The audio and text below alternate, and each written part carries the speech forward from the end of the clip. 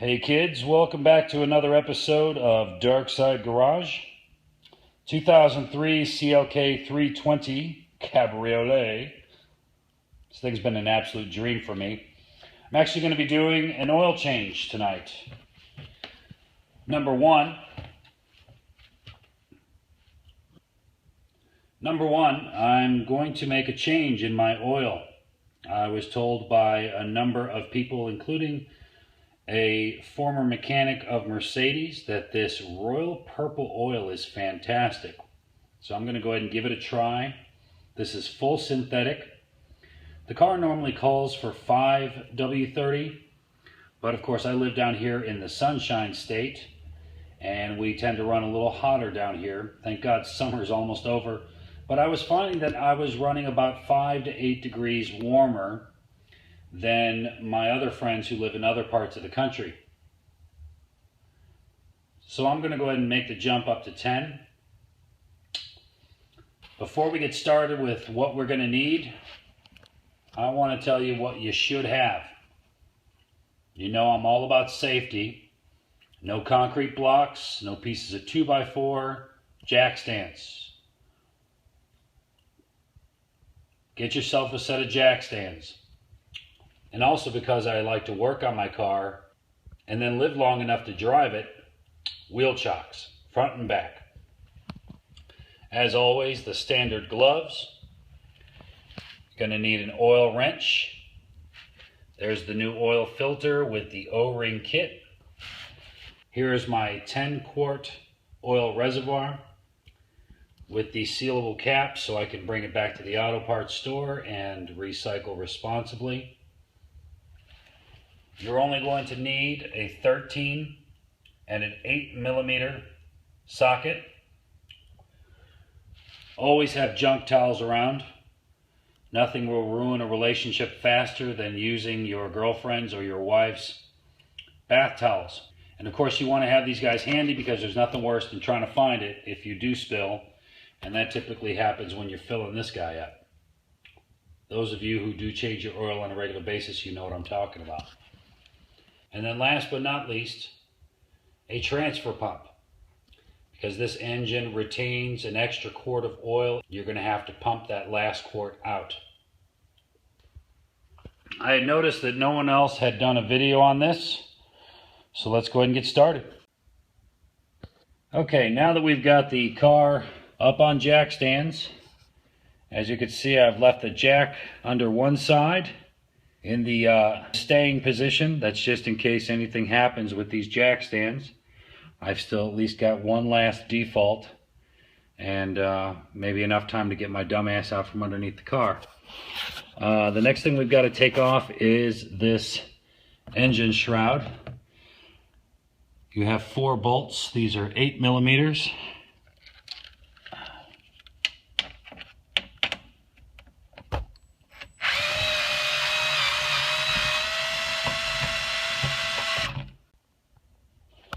Okay, now that we've got all 4 bolts out of the way, you've got 2 tension clips.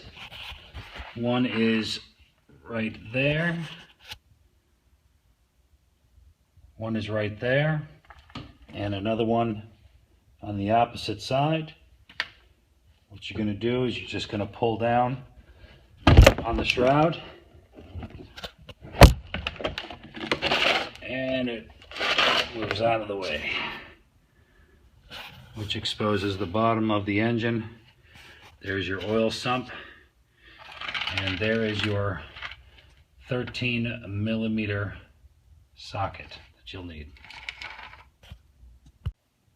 Alright, so before we break open the 13mm bolt that's on the bottom of the engine, we want to go ahead and loosen up the oil fill reservoir. That'll allow some venting, some air down to allow that oil to escape. Okay, 13mm socket is in place.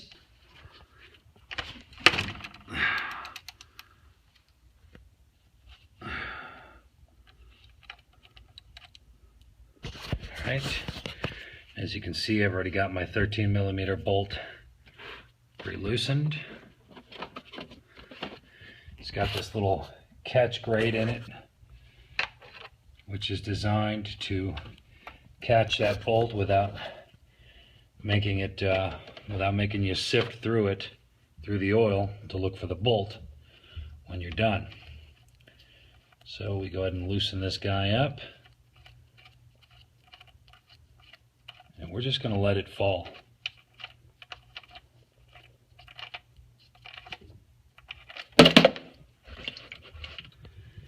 And there we go. Oil's pretty dark. Okay, now while you're waiting for the engine to evacuate the oil, you can go ahead and come up top, remove the engine cover. There's just little tension clips that hold it in,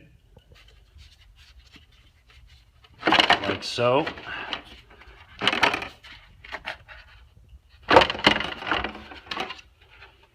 Set this guy aside. Now what we're going to do is we're going to get our oil wrench and we're going to strap it to the top of this guy.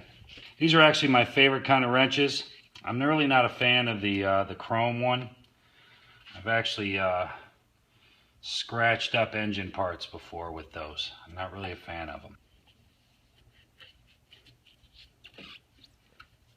Okay, the way that this guy works is you wrap the strap around, pull it tight, and go ahead and wrench that guy off of there.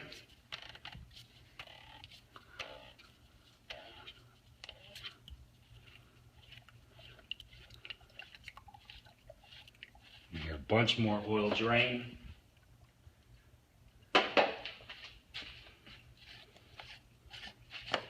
Now is when we take one of those junk towels, lay it around here so that it doesn't create a mess, because otherwise you get that wonderful burning oil smell for the next 6 to 8 months. Pull this whole guy out.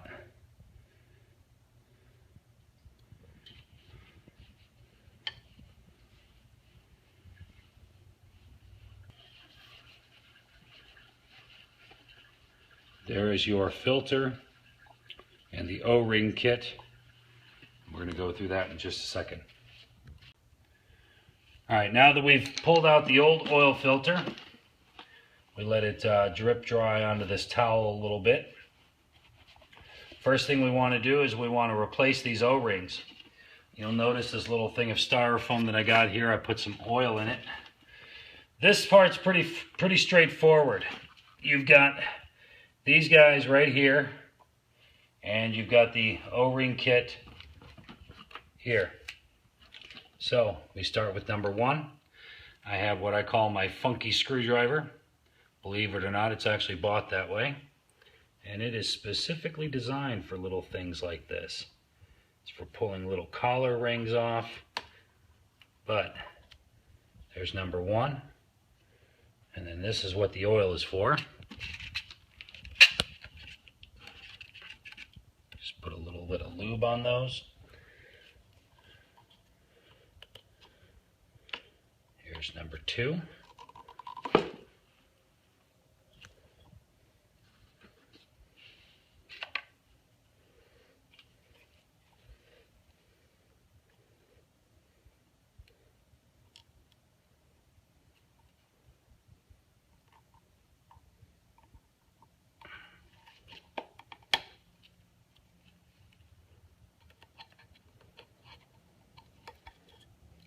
Three.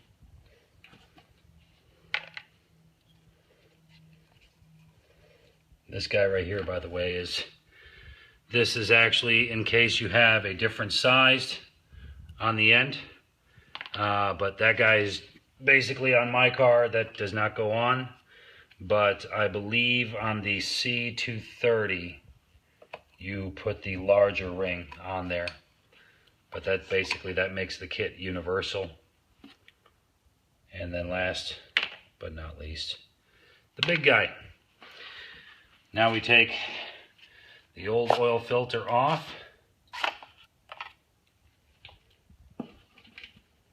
Compared to the new one.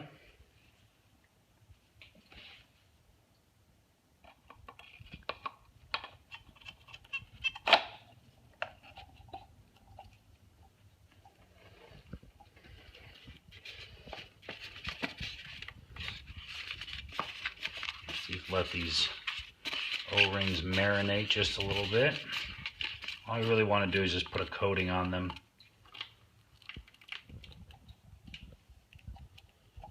This oil was really, really black. I am remiss in my duties. It's been a little while since I've been able to do this. It's not my fault, man.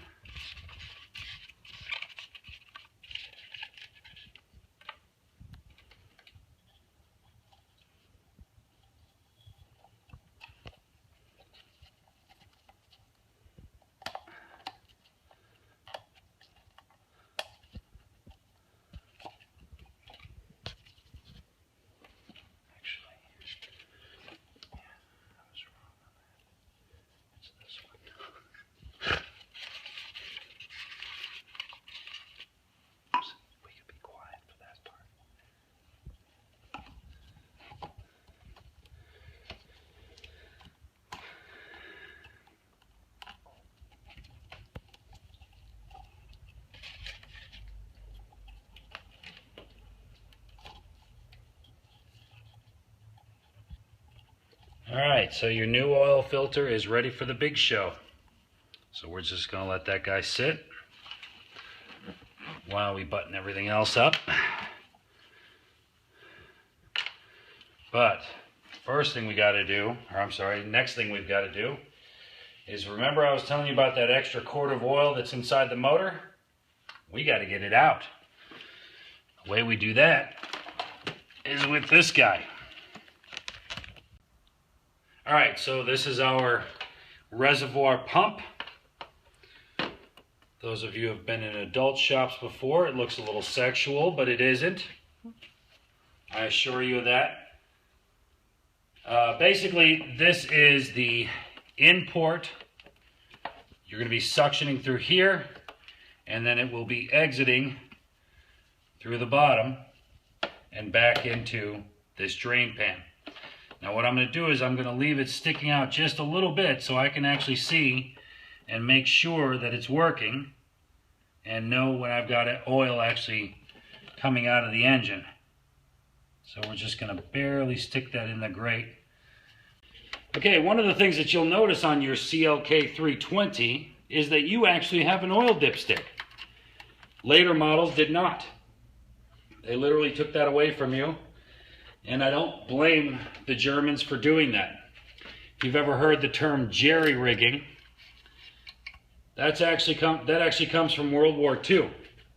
The British used to call the Germans the Jerrys.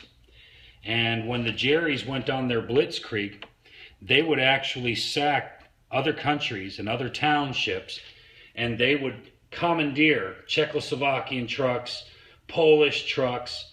Well, the thing is that during their blitzkrieg, their stuff would break down, and they would literally have to rig a water pump from a Czechoslovakian truck to work on a German tank, and hence the term jerry-rigged. Anyway, they don't want you touching the inside of the motor. They don't want you touching the oil or the transmission fluid. My transmission is actually locked off. I can't even open it up and pull the dipstick out because the Germans don't trust me. And I think it's because they learned from themselves. Anyway, I've got this smaller extension hose running into the motor down through the dipstick. This goes down all the way to the reservoir. And now I'm just going to pump.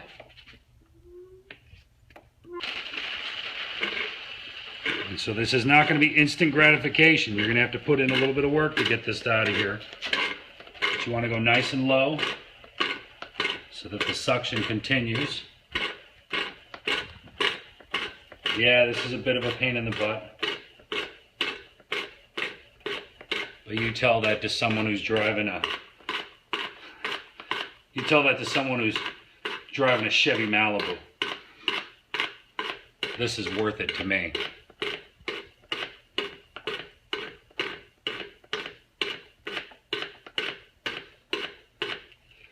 Not that there's anything really wrong with a Chevy Malibu, other than build quality, craftsmanship.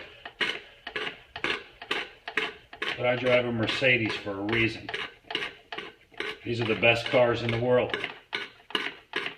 And what's even better is that they tend to be made for rich people.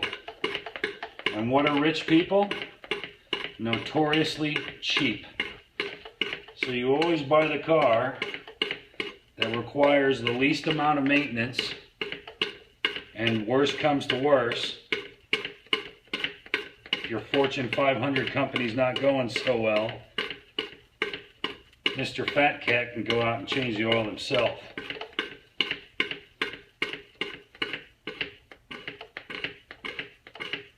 Alright, so we got the car back level again. We're going to check and make sure that this reservoir is empty. So again, set up the hose.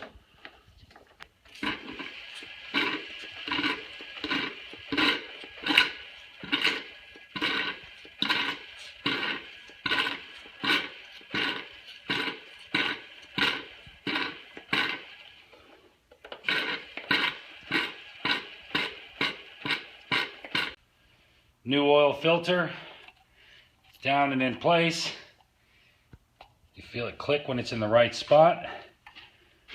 Put the guy back in, and as always, turn it backwards first till you feel it click. Then you know you're not going to cross thread.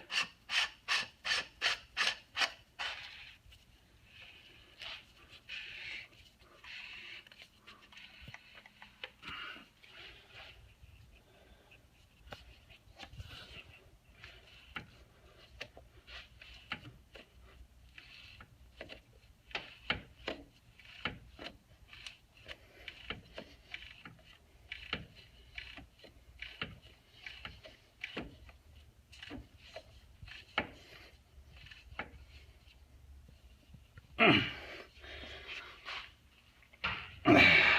we go. These guys aren't on there too tight, but the way that I know is that mine, the lettering on top of it lines up with 90 degrees from the motor. So I've got just a little hair more to go. There it is. Lines up perfectly with my motor. And now comes the magic part. We start putting in the oil. This is the new purple stuff that I was telling you kids about in the beginning.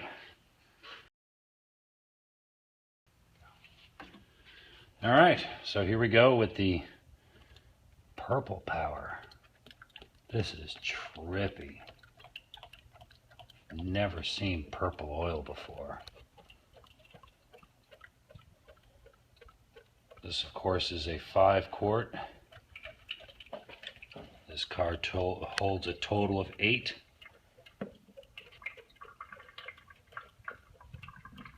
Everyone I tell that to seems astounded that these cars hold 8 quarts of oil.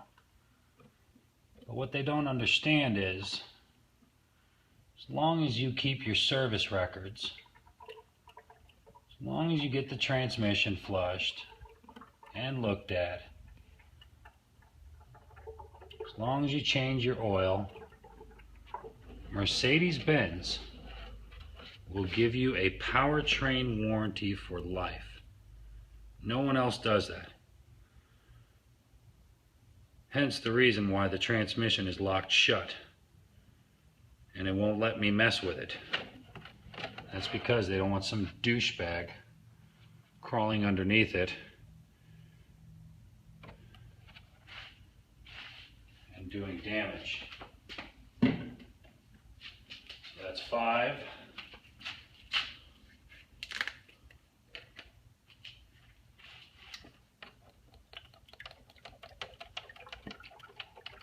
6. It's so trippy, purple oil.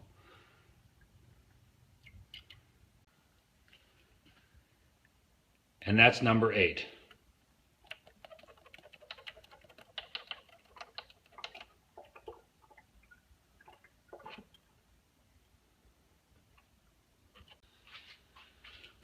All right, and as always, voila, changed oil. We're all set. Let me get the engine shroud, the upper engine shroud.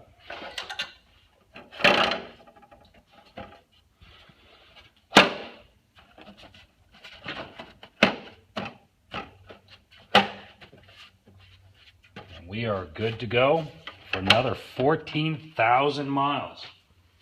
That's right, 14,000 miles. Try doing that in a Chevy Malibu. All right, last thing we're going to do is we're going to reset the service interval on the dashboard. Okay, something went awry when I did the reset for the service interval. What you do is you put your key in. I'm not going to be able to show you this time because I already reset it.